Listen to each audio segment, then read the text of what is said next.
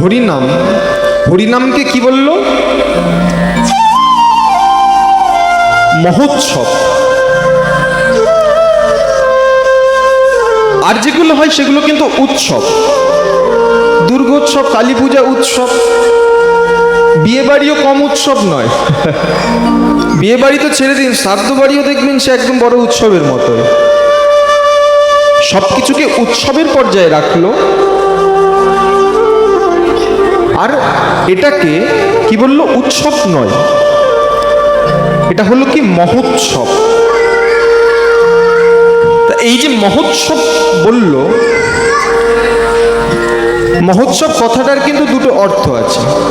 কি? মহোৎসবের অর্থ হলো, প্রথম অর্থ হলো যিনি মহৎ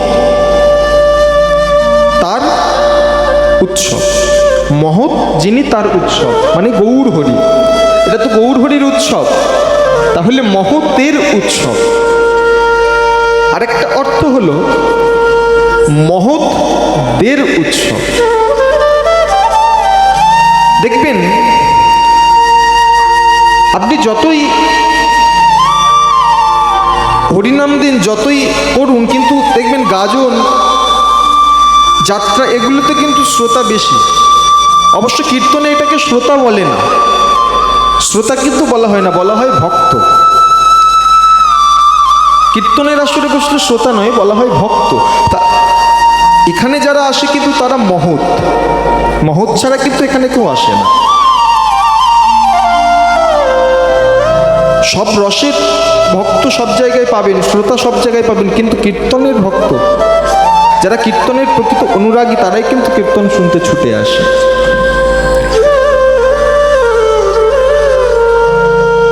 তো সেই গৌর হরি এক হলো মহতের উৎসব, আর এক হলো মহৎদের উৎসব। যারা মহৎ তারাই হরি নামের পিছনে ছুটে আসে।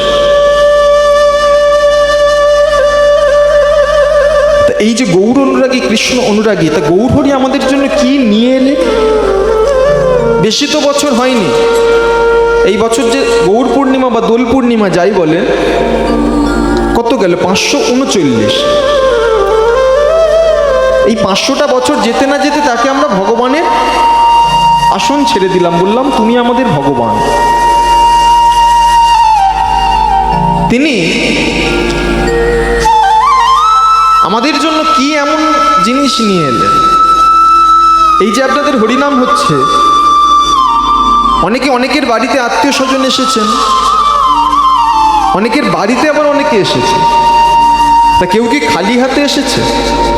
খালি হাতে তো কেউ আসেনি, কিছু না কিছু নিয়ে এসেছে। তা গৌর হরি যে আমাদের জন্য এলেন,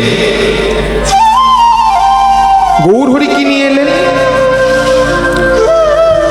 গৌর হরি কি নিয়ে এলেন বলতে হবে।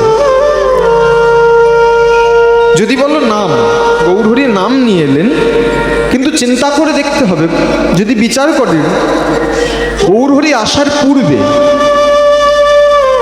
অদ্বৈত আচার্য করলো যে নাম, সেটাও কিন্তু এই হরিনাম। অদ্বৈত আচার্য হরিদাস করলো যে নাম, সেটাও এই হরিনাম। অদ্বৈত আচার্য 52 বছর পূর্বে, গৌর হরি আসার পূর্বে,